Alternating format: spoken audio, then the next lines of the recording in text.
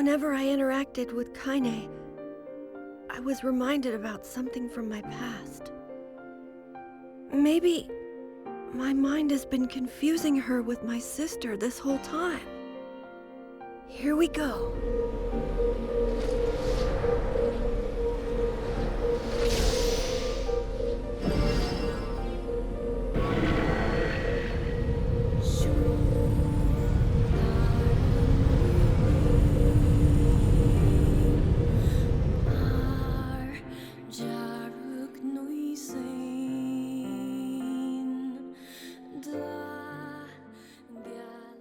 Welcome to TTG Plays Nier. This is going to be the playthrough for Ending B. I made a decision the other day. I said I was only going to get Ending B, but I'm going to get Ending C and D as well. But the way this will work is I will do the playthrough, because this Ending B has extra cutscenes through most of the dungeons. So I'll play through the game for that. Ending C and D basically just have different endings, different stuff at the very end of the game. So after I've done this set of episodes for Ending B, I'm going to do the 2 extra episodes, which will just be the final boss fight, since that's where the extra content is. So I'm not sure how many episodes that'll be. Maybe it'll be an extra 6 episodes all up, but we'll see how we go. Also, this is the very first episode of anything recorded on my new PC, so hopefully it goes smoothly. I just had a little bit of a tricky situation trying to work out how to get it all up and running and stuff for recording, but I've got that happening now. It's not set up perfectly yet, but it'll do for now. So anyway, let's get into this. This Ending B, the second playthrough, is mainly focused on Kaine, and as well as putting things that you've done in the first playthrough into a different perspective. So the episode should be shorter because I'll be cutting out a lot of the stuff that I'm repeating. But anyway, let's get into it, folks. This is Kaine's dream of discrimination. The sound of rain filled the village. The steep cliffs that surrounded the area magnified sound, causing even the slightest drizzle to rattle like a thunderstorm. Thin wisps of smoke streamed from huts as the villagers huddled in their homes and waited out the rain. A single child, however, had braved the downpour and was now wandering slowly towards the wooden hawk-shaped weather vane at the center of town. The wanderer reached the vane, which had existed for as long as any could remember, and stared. The child's face was simultaneously delicate and fierce, like a teacup that had survived a shipwreck. Those traits combined with pale white skin to give the face an almost sexless quality. I'm not reading well today. If the beak turns east, I go home. If it stays west, then I... The child blinked. The rain slowly dripped down the young one's short hair and began its long descent to the ground. Come on, come on. The child felt a slight breeze and watched as the vein slowly creaked to life. Spinning this way and that for a moment, it finally settled with a beak pointing firmly towards the east. East. Really? Before the vein could move again, a jagged rock came spinning and tumbling through the air, finally striking home against the child's head. The force of the blow dropped the child to the ground as a hail of stones began to fall all around. Oh no, they found me. A heartbreaking smile crept across the child's face as the stones continued their assault. Through the rain, the sound of multiple footsteps grew louder before a voice rang out. Yoo-hoo, Kaine! The voice belonged to Demo, or Daimo, but I'm going to call him Dio! Worst of all the bullies in the area. As Kaine struggled to stand, a final stone came skittering through the mud and bounced against her foot. Blood oozed from a cut above her eye and blurred her vision, but she could make out the shapes of Demo and his usual gang of idiots. The boy seemed taken aback for a moment by Kaine's seemingly indifference to the blood dripping from her face, but quickly regained his bravado. What's up, freak? You like the rain? You like getting all wet? Or did you finally decide to run away from home? Though she knew it was futile, Kaine turned to leave. Before she could get more than a few steps, the other children scrambled to surround her, cruelty burning in their eyes. Kaine knew those were not the only eyes on her. The tormentor's parents watched from the safety of their homes. She was attuned to this sensation. It was one she had experienced many times before.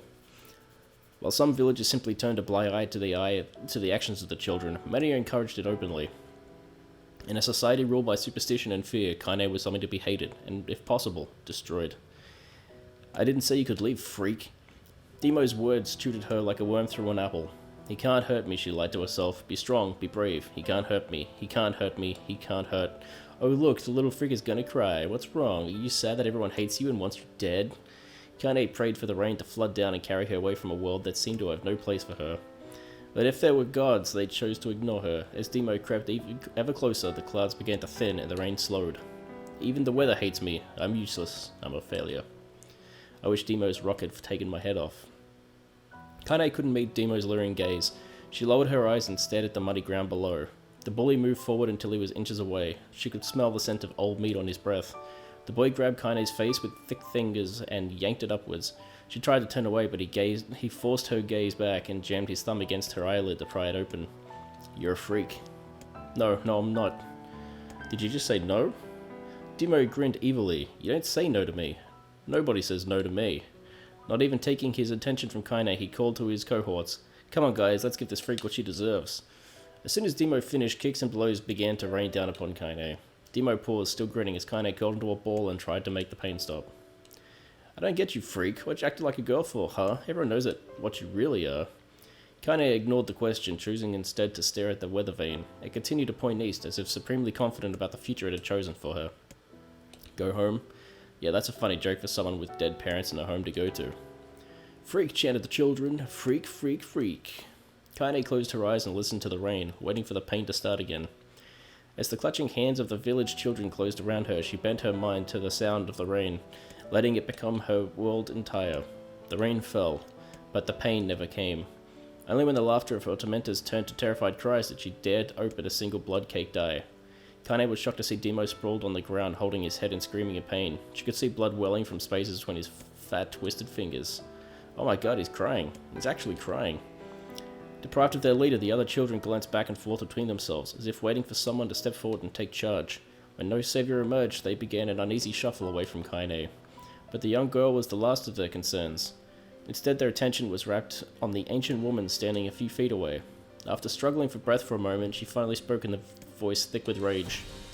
Hurts like a bitch, don't it? Now I suggest you scatter before I throw another one. And if any of you little bastards ever touch Kaine again, I'll do far worse than throw a rock. You can count on it. The old woman crouched down and gently touched the hand of the hand of Demo was using to cover the wound. Before he could think to protest, she ground her palm into the wound and twisted back and forth. Ow, he screamed, leaping to his feet. Stop it, what are you doing? Quit whining, ain't no one ever died from a scratch. You hit me with a rock, you stupid bitch, a big one. That thing could have killed me. The old woman shrugged. Death is the best cure for stupid. Demo's face twisted with rage at her words. Locking his eyes on Kaine, he took a step backward and spat on the ground. Get out, leave this village, no one wants you here, either of you. Seeing the old woman grab another stone, Demo and his companions turned tail and ran. As they fled, the old woman grabbed her side and barked out a single laugh. Ha! Look at the fat boy go. Guess he's healthy enough to run from a fight. The woman's smile faded as she turned her attention to Kaine. Kneeling down, she removed her shawl and placed it around the young girl's shoulders. Then produced a cloth from the folds of her dress and began blotting the blood on her forehead. Oh, Kaine, she said, why didn't you fight back? You're stronger than that lot. The words of her grandmother stung Kaine and she turned away. Don't be nice to me, she said. I don't deserve it. Nothing matters anymore. Her tears held in check for so long finally began to fall on the muddy ground below. Everyone hates me. They think I cause bad things to happen. They think I'm a freak. I wish I was dead. As Kaine's tears turned to sobs, she felt her grandmother's hands on her shoulder. Despite her advancing age and diminutive size, she was a woman of surprising strength, and Kaine found herself unable to turn away. Jesus Christ. Don't talk like that, Kaine. It's a river wide and deep that flows between the realms of this world and the next, and it grants no mercy to any that attempt to cross it. You got a duty to fight until your last breath. Understand? The old woman tightened her grip and tried to still the tremor in her voice. You know the pain of losing someone close to you, Kaine. You know because you survived it. As the words hit home, Kaine was struck by the force of her love for the old woman. As a young child, she didn't even know of her grandmother, but when her parents died, the woman quickly accepted her as her own.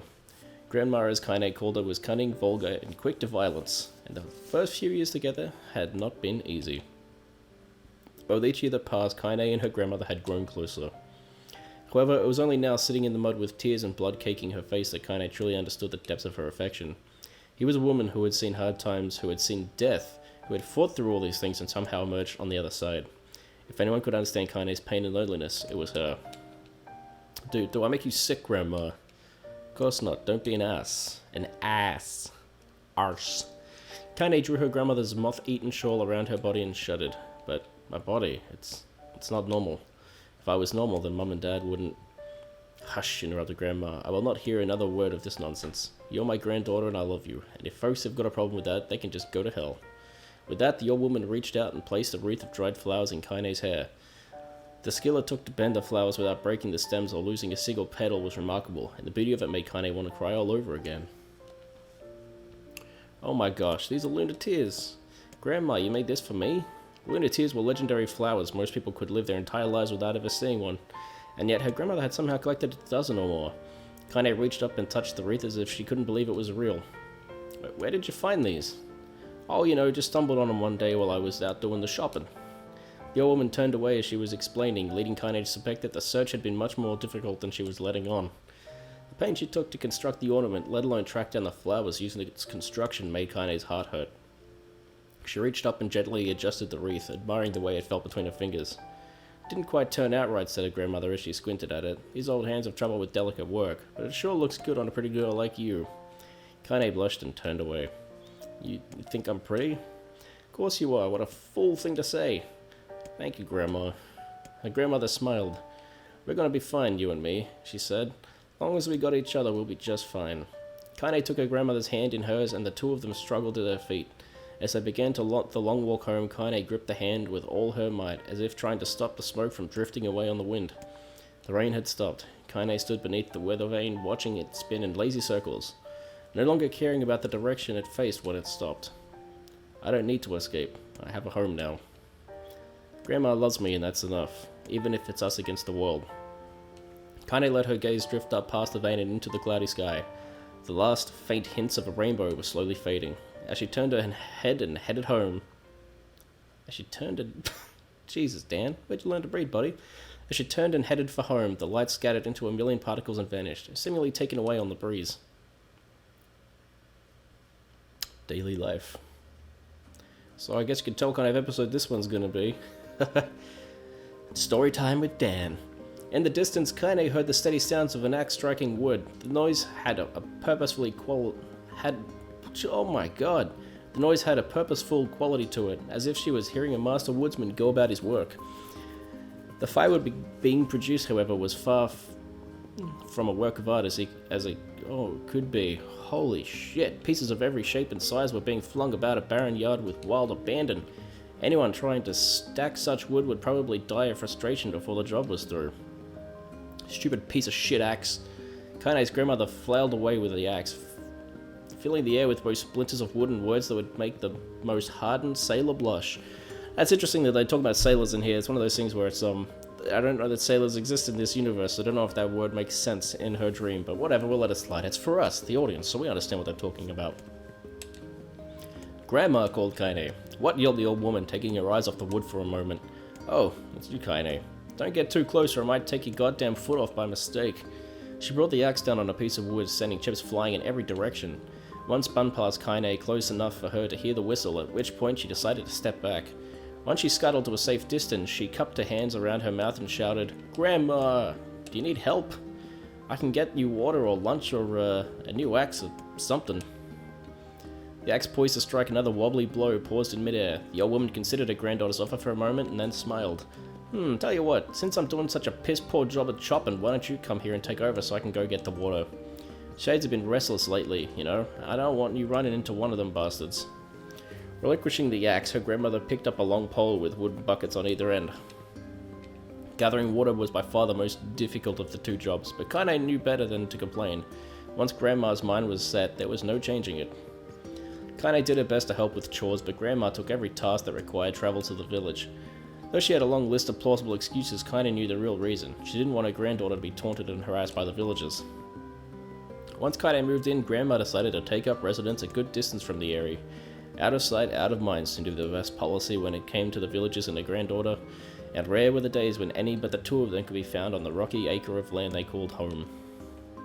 Kaine enjoyed the solitude, but harbored a secret resentment that her grandmother was forced to spend her golden years in such a place. After watching her grandmother leave, Kaine turned her attention to the task at hand. She had never chopped wood before in her life, and soon discovered why the old woman hated the chore. Swing after swing of the axe produced only a tiny crack in the wood. When she finally managed to connect with a solid stroke, the tool embedded itself in the log and refused to budge. Frustrated, Kaine swung the axe around her head and threw it, log and all, across the yard. Damn it, ah, crap. She suddenly understood the joy her grandmother felt in a good curse. Happier now, she picked up the axe, forced it from the wood and resumed chopping. She had a natural skill with a blade, but the task was challenging, and Bliss's soup began to form on her small pink hands. This is tough, and my logs are all weird sizes. Spitting on her plans and ignoring the pain, Kaine redoubled her efforts. Just as she was developing a rhythm, Grandma returned from the village. Setting down her buckets with a small sigh, she took one of the logs and coughed out a wheezing laugh. Pretty clumsy, girl. You better practice if you... Her grandmother suddenly collapsed to her knees, causing one of the buckets to wobble precariously. Eyes wide, Kaine dropped the axe and ran to her grandmother's side. Grandma! The old woman shook her head and pointed a trembling finger at the bucket. Get the bucket. Can't let it spill. Kaine steadied the bucket with a foot as she knelt by her grandmother. A small bit of water sloshed over the side and made a new home in the hem of her dress, but Kaine didn't notice. Grandma, what's happening? Crazed with panic, she grabbed her grandmother by the shoulder and shook. After a moment, the woman lifted her arms and batted Kaine away. Stop that. Just stop now, she cried, breathing heavily. It ain't like I'm dying, just tired from the trip is all. Kaine desperately wanted to believe her, but one look at the old woman's shaking hands and worn face told her more than words ever could. Her grandmother had lived a long, hard life, and it seemed the bill was coming due. The time when her grandmother watched over Kaine was ending. Sooner either of them had feared, the positions would be reversed. The next morning, Kaine came to the side of her grandmother's bed and took her wrinkled hand. Grandma, you're sick and you need medicine. I'm going to the village. The old woman shook her head and tried to rise, but Kaine gently pushed her down. It's all right, she said. I'll be fine. Her grandmother fixed her with a gaze that could melt steel. After what seemed an eternity, she finally lowered her eyes and sighed. Well, I don't like it, goddammit, but I guess I should quit being so stubborn and let you grow up. The old woman watched as Kaine strapped her boots and made her way down the road to the village. Hours later, as unseen sun made its way across the dark and rainy sky, she was still watching. Kaine moved at a brisk pace, checking her pockets every few minutes to make sure the money her grandmother gave her was still there. Every noise caused her to spin on her heels, making sure she wasn't being stalked by a shade, or worse, Demo and his gang. But she counted neither tormentors nor shades, and Kaine finally found herself at the entrance to the village. The few adults she could see glanced sideways at her, then muttered to each other behind raised hands before slinking away into the shadows. Her heart racing, Kaine took a series of rapid, shallow breaths and tried to calm herself. I have to prove myself. I have to help Grandma. I have to be strong. She chanted those words to herself over and over as she slowly made her way. Funnily, her eyes settled on a rotund older woman who was angrily waving her arms in the air and telling anyone who would listen exactly what she thought of Kaine's presence. Hey lady, said Kaine with a bravado she did not feel. Where's the apothecary? I don't know what that word is. It's not a word we use in Australia that I know of. I'm assuming that means like a doctor or like a chemist. If you know, let me know in the comments below, because I'm curious and I don't want to go look it up on Wikipedia right now. The woman's flabby cheeks shook in bewildered anger. How dare this thing speak to me, they seemed to say. But Kaine saw that her eyes had held a different emotion. Fear. Yeah, we're both scared, lady. Trust me on this one. Which way? Kaine repeated. The woman pointed at a small building to her right before hitching up her dress and stumbling off in the other direction. Kaine cringed, expecting a stone to come flying from the assembled crowd, but none came. Her mind was filled with a strange sense of pride as she made her way to the apothecary. But the new emotion had little time to take root, for as soon as she opened the door, she noticed a familiar customer at the counter. It was Demo. He'd clearly been sent here on some kind of family errand because his gang of followers was nowhere to be found. Oh my god, he spluttered. What are you doing here, freak? The insult was delivered without force, and Kaine happily ignored it, stretching on tiptoes to see over the counter. She asked the shopkeeper for the medication. Ha! Barked Demo. That old bitch finally keel over? Go to hell, Demo. The boy's eyes grew so wide they seemed ready to fall out of his head, but before he could let fly a comeback, or worse, a punch, the apothecary told them to knock it off before he kicked them out of the store. Demo slunk out of the shop, cursing Kaine under his breath. Once he was gone, she allowed herself to breathe once more, taking a brief tour of the shop while the owner prepared her medication. Countless tiny bottles filled the cramped store, each with a label written in some indecipherable language. An ocean of aromas assaulted her nose, creating a scent that was exotic but not altogether unpleasant. Seeing such a variety of supplies gave Kaine a sense of peace. Surely in a world so vast there would be a place where she could call home. On the far wall behind the counter rested a portrait of a stunning young girl. The picture had once contained bright, vibrant colours, but the time had worked its magic, and they were beginning to fade. The beauty of the work, however, remained undiminished. You like that picture? Kaine turned to find the apothecary with a small vial of medicine in his hand. His eyes were gentle but sad. They seemed to stare through her and into nothing as he spoke. That's my daughter. I sketched her when she was just a little girl. She's been dead a long time now. Kaine didn't know how to respond. She was just stared at the portrait and tried to come up with the right words. Pictures are wonderful things, continued the shopkeeper. Don't let the ones closest to you live on forever. He shook his head slightly and then looked down at Kaine and smiled, handing her the medicine. He reached into his sizable green apron and produced a handful of old wax crayons. You should have these. There's no one left that I wish to draw. Kaine took an instinctive step back, causing the shopkeeper's face to darken. Yes, I've heard the rumors about you, he said. It's a small village and word travels quickly. Between you and me, I'm not sure which of them to believe, but I also don't think they matter much. I knew your grandmother, Kali, and I think the way she was driven out of this town is just deplorable. Grandma's name was Kali? Thought Kaine suddenly. She was still mulling over this new fact over in her mind as she reached out and gently took the crayons from the apothecary's hands. Your grandmother is an old friend of mine, he said as Kaine scooted away yet again, and I owe her much. I'm willing to wager that she would like it if you drew a picture of her. Yes, I think she would like that very much. Kaine murmured a quiet agreement, but inside her heart was bursting. Never before had a villager treated her with anything but complete contempt. It was a tiny, almost imperceivable step, but it was a step nonetheless, and with enough tiny steps she might one day discover the rest of the world. When Kaine returned home, she found her grandmother asleep in her bed. Her feet were blackened and raw, even bleeding a bit in places, leading Kaine to think that she had been pacing around the room until exhaustion finally caught up with her. She placed the medicine by grandmother's pillow and turned to leave, but found the old woman's hand clasped around her arm. Back already, are you? Asked her grandmother with a yawn. Come here and let me have a look at you. Grandma sat up and examined Kaine from head to toe. Finally satisfied that nothing terrible had befallen her grandchild, she leaned back and allowed herself to relax. Well, how was it? Did those bastards give you any trouble? It was kind of fun, said Kaine with a small smile. No, seriously, it was. It was for fun, was it? Asked her grandmother in a voice which implied she believed anything but. Uh-huh. So anytime you need me to run an errand, just let me know. As she spoke, Kaine removed the crayons from her pocket. After a brief explanation of their source, she informed to the grandmother that she was going to sketch her portrait. A portrait? Of me? Ridiculous. No one wants to stare at a wrinkled old crone. But Grandma, it'll make you live forever. Horse manure, said the grandmother, throwing back the sheet off her bed. Living forever would just piss me off. Now put those crowns away and help me with dinner. But Kaine would not relent, and in the end, Grandma found herself leaning against the wall of the house as if posing for a master artist. Kaine took up the crayons and eyed her subject carefully. Just as her grandmother was about to nod off, Kaine finished her work. After staring at it for a bit, she realized she released it from her grip and let it slowly drift to the floor. It's terrible. It doesn't look like you at all. I'm sorry, Grandma. I thought these crayons would, make drawing easy or something. The old woman's eyes narrowed at her granddaughter's disappointment. Let me be the judge of that, she said, ignoring the pain in her back and reaching for the paper.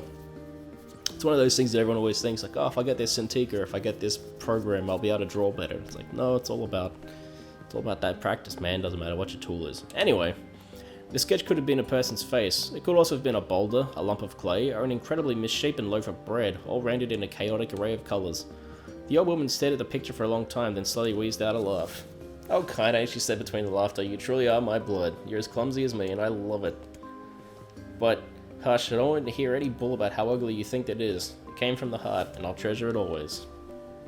True to her word, the old woman gave the picture a place of honour above the kitchen table. In the days that followed, Kaine would often catch her staring at the portrait with a strange smile on her face, an action she interpreted as silent, mocking laughter. A week later, Kaine could stand it no more and just asked her grandmother to take the artwork down.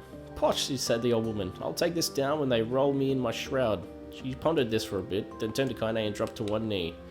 Listen to me, girl. Seeing this picture makes me happy in a way I've never felt before, and it makes me want to go on so that someday you can feel the same happiness. It was a moment that burned itself into Kaine's memory. A perfect blend of pride and love and joy came together to form a lifelong remembrance. She swore to never forget this moment, to never forget the old woman who had made her place in the world possible. Time moves on, people and memories come in and out of the world. This is a lot of reading. People and memories come in and out of a life like ghosts passing through a hole. But this moment will be different, Kaine swore, because I will remember it forever. Forever. Separation. Kaine listened to the sound of crackling firewood and stared at the black object on her plate. She'd been pushing it around the wooden disc for a good 10 minutes, ignoring the bemused stare of her grandmother. Finally, she summoned her courage and gave the object a brief sniff. A sharp, bitter scent flew up her nostrils and made its home there, causing her face to twist with disgust. Grandma, I can't believe you want me to eat the bug. The old man threw some more wood under the cooking pot and snorted. It's no bug, you fool, girl. It's a berry. Why in hell would I be feeding you bugs? Yeah, well, it sure looks like a bug, said Kaine. I think it's burnt or something because it smells terrible. With that, Kaine held her nose and threw the berry in her mouth, chewing it as little as possible. Oh yeah, that's terrible, alright. Why, you little brat, laughed the old woman. Look at the sass on you. You've been spending too much time with me, and that's a fact. 5 years had passed since the moment when Kaine's grandmother saved her from the bullies. This is often the way with stubborn people. Their relationship had grown in fits and starts, but moved forward all the same. Meals that used to be somber affairs were now filled with laughter and hurled abuse in equal measure. Kaine could not remember a time when she had been happier. As the years went by, Kaine started to shoulder more and more of the daily responsibilities. Her grandmother's legs grew weaker by the day, and she could no longer do many of the chores she used to take for granted. And so this morning found Kaine lacing up her work boots for a breakfast of burned berry rolling through her belly. Where are you going today? Asked Grandma suddenly. Kaine looked up surprised. The old woman rarely asked for specifics anymore. Well, I was going to check out the kelma trees and see if they were ripe. I thought we could make some jam or something. Oh, and I'm going to pick up some flagstones, so I need to take the wheelbarrow. Flagstones? What the hell for? Kaine stared at her grandmother, then held out an arm and swept it around the home. Constructed mostly of cloth, rope, and rubble, the old place sagged like a boxer in the final round. Grandma's Italian cat could chew through this house. I'm going to build a stone wall so we have some protection. The old woman laughed, exposing her toothless grin to the world. God damn it, girl, if a bunch of thieves want to ransack this old place, let them come. We got nothing worth stealing anyway. I'm not worried about thieves, I'm worried about shades. People saw one west of the village yesterday. The old woman tilted her head and stared at her granddaughter. Well, shoot, I don't know why you have to do it today. We can worry about it some other... Grandma, no. If I don't go to the kelma trees, we won't eat tonight. You know that. A confused expression passed across the old woman's face, and for a moment she was a small child lost at a carnival. Yes, she said after a bit. Yes, of course, you're right. I'm sorry, Kaine. Lately it seems my mind is... She didn't finish the thought, instead walking over to her nightstand and gently taking a wreath of lunar tears from the drawer. The flower petals had aged to a brilliant whiteness, and Kaine's thought it was more beautiful now than the day she first received it. You're gonna be a true woman soon, Grandma said as she placed the flowers on the girl's hair. So that means less chatter about shades and building defensive walls and more talk about how beautiful you've become. Annoyed, Kaine reached up to remove the garland, but the look on her grandmother's face stopped her hand. You're a beautiful thing, said the old woman, and there ain't no other like you in all the world. I'm very proud of you. Okay, Grandma, that's enough goddamn compliments for one day. Such a mouth on you, where did that come from? Gee, I wonder. I'll teach you some sass. I'll teach you to sass me, girl, yelled Grandma. Suddenly she lurched forward and grabbed Kaine by the ears, pulling her around the room with a crazed grin on her face. Grandma, yelled Kaine in a quaking voice. Grandma, stop, what in the hell? The old woman stared at her and blinked, and slowly held her wrinkled hands out as if it was the first time she had ever seen them. Oh, I don't know what happened there. I'm sorry, girl. Sometimes my mind just... Kaine thought the look on her grandmother's face was the most heartbreaking thing she had ever seen. Listen, she began. Maybe I should stay home after all. No, I won't have you stay here to keep an old codge... No, I won't have you stay here to keep an eye on an old codger like me. You go get your fruit and wall and whatnot. I'll be fine. And when you come back, I'll have a nice grasshopper dinner waiting for you. Kaine rolled her eyes, then hissed her grandmother on the forehead. Kissed her grandmother on the forehead and made ready to depart, trying desperately to ignore the worry that was gnawing on the walls of her heart. Kaine could feel the old woman's eyes watching her as she moved down the path. Don't turn around. Don't turn around, she told herself, but in the end the temptation was too great. She spun on her heel for one final look and saw a small, bent woman standing in front of a ramshackle hut with a sad expression on her face. God, she looked so old now, and like the wind could reach down and just carry her away.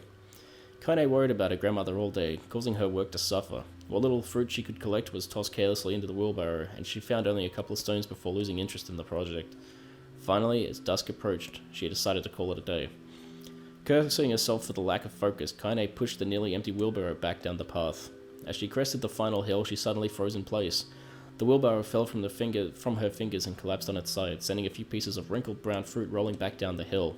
Her gaze was transfixed by a thick black cloud that hovered just ahead. Tracing its path with a finger, Kaine suddenly felt her stomach knot in on itself. No, oh gods, no. Her grandmother's house was ablaze, the flames licking up as if trying to catch the sky itself. Grandma! Grandma! Kaine ran then, faster than she had ever moved in her life. Once she tripped on a stone and went sprawling into the rocky ground, but she leapt to her feet and continued running, unmindful of the blood that spilled from her wounded hands and knees. As she got closer and closer, Kaine's mind began to race in time with the footfalls. It's too dark, not just fire. Can't be fire, too much smoke. Gotta save her. Gotta save her. She burst into the front yard and came to a sudden halt, her worst suspicions confirmed. The smoke was a fire was mingling with the thick inky blackness of an enormous shade. The massive creature supported itself on 3 twisted feet and achieved balance through means of large armored tail. Scales, horns, and claws sprouted from its body in a random chaotic pattern, giving it the appearance of a lizard designed by some insane god. Seeing Kaine, it let out a roar and flicked its tail, sending small whirlwinds spinning around the yard. For a moment the creature retreated into a shimmering inky blackness, as if her mind was unable to comprehend such a thing could actually exist. But then the smell hit her, a blend of rotted meat and excrement, and the horror became real once more. The creature bellowed again, and this time Kaine responded with a scream of her own. "Alright, you bastard," she thought as she screamed, echoed through the high cliffs around them. "It's you or me, let's go." The shade eyed Kaine with a bemused interest. Then it began looking from her to the house and back again, as if urging her to look at the destruction it had gleefully wrought. With dread building in her heart, Kaine glanced toward the house. Through the smoke. God damn it, I accidentally hit the A button. "Grandma!" As the sound of her voice, the old woman began waving frantically. "She's alive," thought Kaine. "She's alive." Kaine's legs sprang to life as she raced across the yard toward the flaming wreckage of the house. Before she could advance more than a few steps, the shade opened its mouth and let out a roar powerful enough to uproot trees and send them flying. The blast sent Kaine tumbling through the air before smashing her against the rocky earth. Stars danced in front of her eyes as she tried to remember how her legs worked. Get up. Get up. Get up, get up, get up, get up now. As Kaine struggled to her feet, the shade stomped toward the house and pinned her grandmother to the ground with the tip of her claw. The old woman struggled to move the claw from her stomach, but she might as well have been pushing a mountain. She coughed briefly, sending a small spray of blood into the air, then collapsed to the ground, her energy spent. Kaine lurched to her feet only to fall back to earth with a gasp. Her ankles were on fire. One or both of them was surely broken. Ignoring the pain that screamed through her body, she began dragging herself across the ground, leaving a drunken trail of dust and blood in her wake. "Grandma, hold on, just a little longer." Her grandmother's face was turning blue, her eyes rolling back until only whites were exposed. Kaine pulled herself across the ground with maddening slowness. The zisses seemed to increase with every second that passed. The shade glanced between the two women and flicked out its tongue, its giant mouth turning up at the corners. Short panting breaths belched from somewhere deep inside its core. Bastards laughing at us. She had no idea how such a mindless creature could experience emotion, but there could be no doubt the shade was taking joy in the suffering. "Yeah, I see your plan." The shade moved its claw slightly, allowing Grandma to breathe again. It was clearly keeping her alive, only to snuff out her life when Kaine was close enough to touch her. "I'm gonna kill this bastard." Summoning all her strength, Kaine rose to her feet. There was a sickening snack from her right ankle as the foot twisted backward, but she forced it from her mind and began to hobble toward the monster. Pulling a small knife from the pouch on her waist, she leapt on the foot that pinned her grandmother and plunged the weapon deep. "Give her back," she screamed. "Give her back to me." It was like stabbing a rock. After a few swipes, the knife broke in the hilt with a dull snap. The shade panted and laughed again, then raised its tail and sent it rushing through the air toward the young girl that was latched to its foot. Kaine never had a chance. The tail struck her square in the chest and sent her crashing into the burning wreckage of the home. As she lay on the ground with blood pouring from multiple wounds, a small weak voice spoke up. "Kaine." Kaine's vision blurred, but she forced herself to focus on the sound. Finally, her eyes cleared enough for her to make it out her grandmother's hand reaching to her through the smoke. "Grandma." "Kaine, you've got to run. You can't defeat him." Kaine grabbed the hands and held on with all her strength. "Grandma, come on, we have to go." The old woman coughed loudly. One of her hands, slick with blood, slipped from Kaine's grasp and thumped to the ground below. "Grandma, no." "I said run, goddammit. You have to live. You have to get through." The thought would stay forever unfinished. Before she could say another word, the shade's clawed foot descended, smashing through the remains of the roof and down upon the shattered figure of the old woman.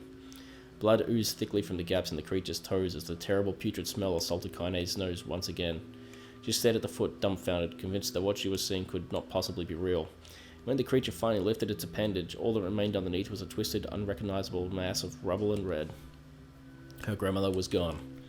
Kaine blinked, trying to feel the hands which had been in hers just a moment before. For a fleeting instant she could remember the warmth of that embrace, the trembling of the fingers, but then the sensation drifted away on the breeze and it was gone.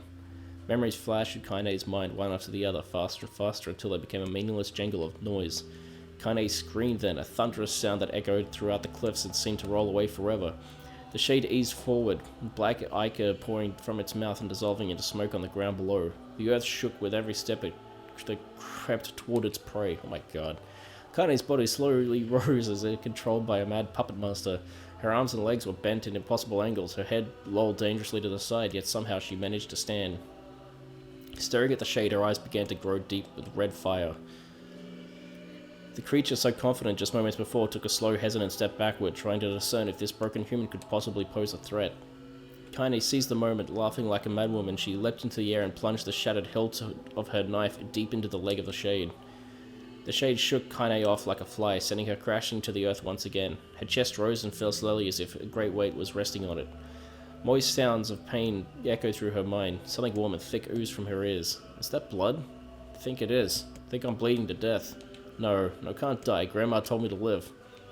Deep inside Kaine's mind, something finally broke. The sound, the pain, the smoke, the flames, all of it faded away until all that remained was a single incantation repeated over and over again. Kill it. Kill it.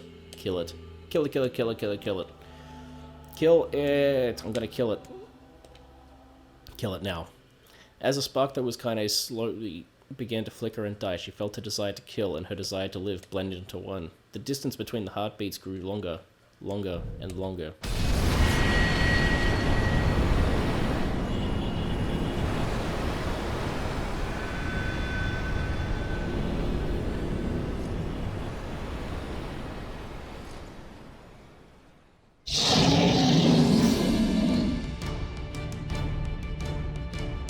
The beast approaches. Oh, I got it.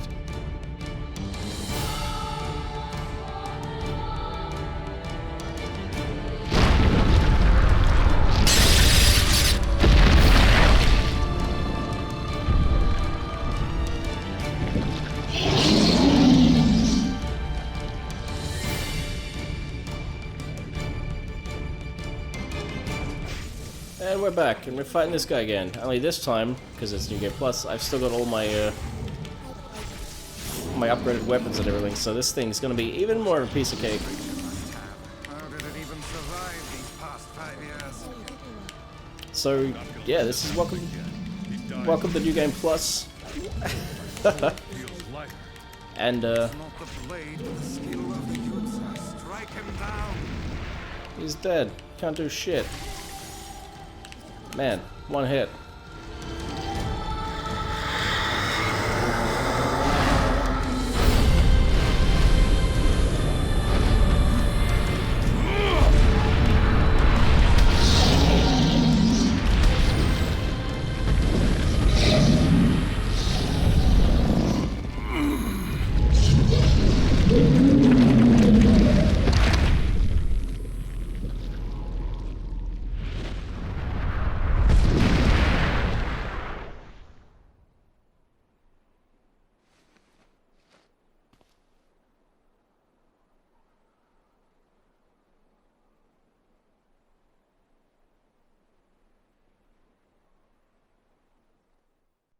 Alright. It's not over yet. Gently, weakly, softly. The shade, sure that its tormentor was dead, turned and stomped off toward the horizon, stopping along the way to below one final roar. Couldn't kill it. So sorry, Grandma. Couldn't avenge you. Shame beyond imagining, Kaine tried to turn her head to the side, but only succeeded in coughing up a huge gut of blood. It was getting difficult to see, and only after a moment of fierce concentration did she realize that her left eye was gone. Laughing to herself, she turned her remaining eye to the ruins of her home, and noticed a ragging stump of arm resting a few feet away. Yeah, that's mine, she thought with a mad giggle. This is gonna make clapping a real bitch. Ha! Cried a sudden voice from the depths of her mind. Finally gonna die, are you? Well, you had it coming. Go to hell, Demo, she thought, at the unseen assailant. Go to hell before I pluck out your eyes and feed them to a dog. The voice of a childhood terror evaporated into smoke, only to be replaced by another, more recent voice. Hold still, said the apothecary, materializing from the ruins like a ghost. I want to draw you. That way you can live forever. No, stop. Don't want to live forever. Want to die right here. I see, he said quietly. Well, if that's how you want it. The spectral shopkeeper fluttered in and out of existence for a moment, then produced a piece of paper and sketched quickly. After a few seconds, he turned the page to Kaine and smiled. Since you rejected my offer, I decided to draw someone else. It was a picture of her grandmother, real as life. Kaine opened her mouth to thank the man, but stopped as the picture began to blacken in the middle. Before she could say anything, Thousands of multi-legged insects began to swarm across the image, tearing at it with sharpened pincers. Stop! No, don't hurt that picture. Kaine reached out with the remaining arm and waved futilely at the air. To her surprise, the insects fell off the picture into the ground below, where they vanished into tiny black tendrils of smoke. Relieved, Kaine turned her good eye back to the picture, only to open her mouth in a silent scream. The sketch now showed her grandmother as she truly was, a smashed, unrecognizable lump of nothing. The apothecary smiled, then broke into a jolly dance. See that? He cried as he danced his jig. It's perfect now. She looks just like you. I look like that? Oh god, I'm gonna die. I'm gonna die. Drowning in despair, Kaine laid her head back down in the mud and smoke of her ruined house and waited for the end to come. But just before she could let everything go, an unfamiliar voice began whispering in her ear. Ain't you got a wish, sunshine? The voice was vulgar and fierce at the same time, as if insanity had somehow found a way to take form. Kaine wanted to scream as the voice crawled under her skin, but her lungs refused to work. You know, a wish? Like a prayer or something? Why don't you go to your knees and start praying to heaven? Please, invisible man in the sky, save me! Save me! Kaine finally resorted to shouting at the voice with a mind. I don't make wishes. They don't come true for me. I'm a curse. A freak. I should be left to die. The other voice boomed in her ears. Wah, ha ha ha, oh god, you are the best. Kaine glanced down and saw a black, shiny substance oozing from her legs. She tried to brush it away, but her remaining arm would no longer respond. The substance slowly crept around her feet and then began moving up toward the rest of her body. Is this death? Is this what it's like? Or is this just my mind losing itself? She could feel the slime oozing upward, feeling the hot, searing pain it left in its wake. Whatever else might be happening, she was alive, and this was real. Come on, said the voice, let it go.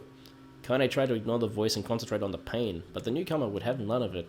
Don't ignore me, sunshine. You're ready to give up, ready to die, so why not let me have it? Have what? Your body. Come on, give it to me. Give it to me. I want to stand on the ground, feel the rain, taste the wind. The voice paused as if licking its lips. When it resumed, it was filled with mad, unabated joy. I want to take your hands and use them to choke the goddamn life out of people. I want to tear out their throats and bathe in their blood, just like before. In response, Kaine shifted her head and vomited. The warmth of it crept down her front and mingled with the pain of the encroaching black ooze. Are you a shade? Ha, yeah, maybe. What of it? The slime reached her face, crept up past her nose, and slowly oozed into the socket of her missing eye. The moment it touched her brain, Kaine was struck by the most powerful sensation she'd ever felt in her life. It was ecstasy. She wanted to scream with delight, but all she could manage was a small whimpered moan. Feels good, don't it? Asked the voice with a chuckle. Yeah, what can I say? I know how to please the ladies. Now give me that body. Come on, give me the body and I'll give you more of this feeling. It's a fair trade. A black lump began to protrude from Kaine's side. As she watched, it grew longer and thicker, eventually taking the form of a missing arm. I can see better, she thought. My eye must be growing back too. The slime reached up to envelop the rest of her face, but she managed to brush it away. Stop, she whispered, marveling at how she had regained her voice. Stop. The black ooze hesitated, as if considering this request, then quickly shimmered down her body before disappearing into a cloud of smoke. Oh, what the hell, sunshine? Screamed the voice. We had a deal. I thought you wanted to die. Grandma said I can't die yet. A brief image of her grandma, bloodied and broken, flashed before her eyes. She saw the shade that had killed her and heard its mocking laughter. Then she closed her eyes and forced the image from her mind. Her whole body was quaking with rage. When she opened her eyes again, they burned bright red. That thing took my grandmother. I have to kill it before I die. Kaine glanced down and saw a mysterious pattern. The pattern of the shades burned itself into her left arm. Well, I'll be damned, said the voice cheerfully. Look at that, sunshine. I think you and me are gonna be good friends now. Kaine started and stared intently at her arm. The more emotional she felt, the more the letters seemed ready to puncture her skin and begin infecting the rest of her body. The arm clearly had a will of its own now. Stop. Gotta stop. Holding her left arm in her right, Kaine took a deep breath and tried to calm herself. Come on, don't fight it, pleaded the voice. Hate's my favorite dish, and I'm hungry. Let it go, feel the anger, burn with the fire of revenge, thirst for blood, then go out there and shut up, and get the hell out of my body. Ha, your body? Oh, that's rich, sunshine. Real rich. Look, why don't you just up and die so I can have this body all to myself? What do you say? I bet those buddies of yours in the area would love to see you dead. Kaine grabbed a nearby shattered glass and tried to saw off the shade's infected portion on her side. Before she could, her darkened left arm grabbed her right wrist, crushing it. Kaine screamed and dropped a shard as if the sound of crunching bone filled the air. Ha! Stupid idiot girl, you're possessed now, sunshine, and there ain't no going back. The voice laughed again, a loud, long wail that seemed to go on without end. Possessed? Whispered Kaine. Yeah, possessed, you and me. We got what you might call a timeshare agreement. Remember how folks used to think you were a freak? Well, wait till they get a load of you now. Kaine looked up, tears in her eyes. The sky seemed smaller somehow, darker. Is this because of that shade? Is this how they see the world? So, listen, purred the voice. I know this whole possession thing seems a bit sudden, but it ain't all bad. There's plenty in it for you, too. I'm a very powerful creature, Sunshine, and now that power belongs to you. You got enemies? People you want to kill? I can make it happen. That little fat kid who kept picking on you? That big old shade that squashed your granny? We'll wrap them up in their own assholes. No more abuse for you, Sunshine. No more pain. Wait, Sen Kaine, you're a shade. Why would you help kill another shade? What, do you think I'm some kind of racist? Some killing snub? I don't give a goddamn who you murder, honey pants. I just want to drink from the well. Kaine considered that this struggled to her feet, the power of the shade coursing through her. The smoke from her house was drifting away with the wind, and she enjoyed the way the cool evening breeze felt on her new left arm. After a long pause, the voice spoke up again. So, how about it? You and me. We could have some good times together. Look, I'll even take care of the bloody part if you want to. Fuck off, asshole, muttered Kaine. I'll handle the killing. Ha, screamed the voice. Look at you go.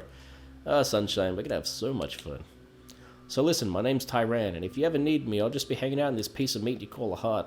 Now get to it. The more you kill, the more your heart turns rotten and sour, and I like rotten and sour. Kaine found herself nodding at the voice. Yeah, she said. Yeah, I think this can work. I'm gonna find that shade and I'm gonna strangle it with my own guts. And when I'm done, I'm gonna do the same to you, Tyran. Count on it. Ha! I love Tyran. I have shit bigger than you, so good luck with that.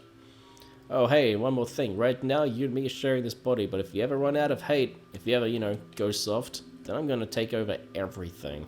So keep on killing, Sunshine, and watch your back. The voice grew fainter and gradually faded away, fading somewhere deep inside Kaine herself. Kaine waited until she was sure the voice was gone, then waved her new left arm around a few times. It felt perfectly normal, she thought. It felt like mine. Desperately, she began poking and prodding at the new limb, determined to find something wrong with it. She didn't want to feel normal. That would mean the creature inside her had already won. I'm not a shade, I'm Kaine. Repeating this mantra in her mind, she slowly began digging through the rubble of her house, being careful to ignore a certain red-stained spot in the corner. Finally, after what seemed like an eternity of heartbreaking work, she found what she was looking for. It was the wreath of lunar tears. Though it had been through hell and back, the garland's petals were as bright as ever. Kaine started to place it in her hair, then slowly lowered the wreath and stared at it. I'm sorry, Grandma. I'm so sorry. But I don't deserve to wear this anymore. I'm possessed, corrupted, a freak. And this time I don't think there's any going back. Holding the flower to her heart, Kaine fell to the ground and sobbed. As night gradually lightened as dawn, the people of Eri arose to their daily lives. She remained in that position, as if tears could somehow wash away the horror that new infection would. Alive. Stay alive. Stay alive. Grandma? Kaine, you gotta live. You gotta come back to us.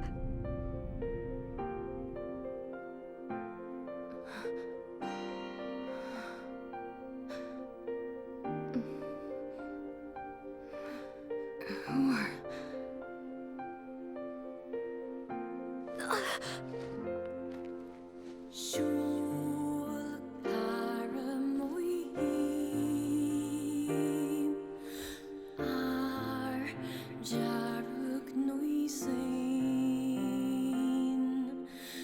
Emil, you were the one calling me, huh? You still recognize me? Yeah, sure. I knew you right away. Thank you, Kaine. Good to see you, Kaine. You look like shit. How long has it been? 5 years.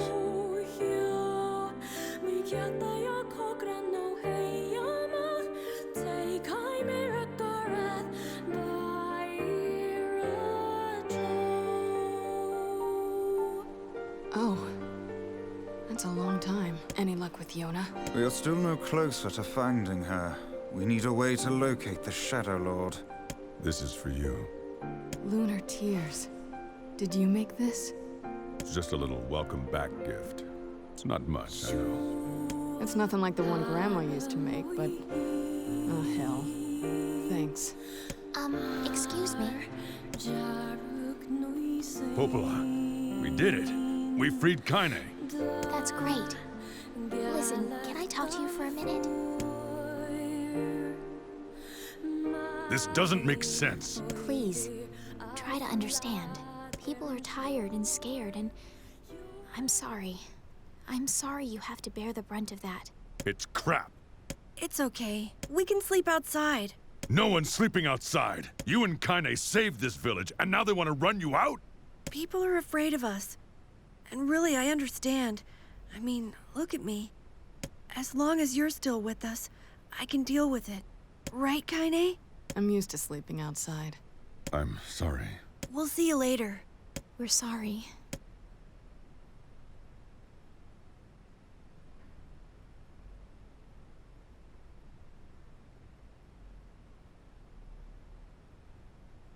What is the matter? Kaine always sleeps outside. I never thought about that until just now. How could I have not noticed that? How selfish am I? What the hell is wrong with me? We should turn in.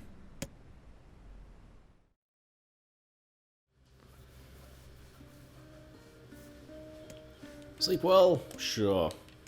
Well, if you say so. I need to go see Devil and Poplar. Very well. Alright, so that's literally going to be it for this episode. It was a whole lot of reading. So, but before I go, I think it was, I don't remember what episode it was. It was a long time ago that I mentioned that, Kaine was a hermaphrodite. And so, because in your first playthrough, you kind of led to believe that it was the fact that she was part shade that made her, like, shunned by the, that's what made her a freak. But as I showed through this, she was a hermaphrodite that was shunned for that, and then that shunning is eventually what led to her becoming half shade, I guess, in the long term. But yeah, the reason that she was actually hermaphrodite in the first place and considered a freak was, as you saw at the end of the first playthrough, that there was the Project Gestalt, which was a replication program. So basically, they were trying to replicate humans to be like as empty shells for the shades. And Kaine's replicant was ended up being a hermaphrodite, which was considered a glitch in the system, I guess you would say. So yeah, it's a bit of commentary there. But anyway, thank you for joining me. Welcome back to the second playthrough. This will most definitely be the longest episode in the series. All the ones after this will be heavily edited. You will not see me like playing through the dungeons and stuff again. It'll mainly just be the extra cutscenes and boss fights, and I hope you guys are okay with that. But anyway, thank you again for joining me, and peace out and have a good one.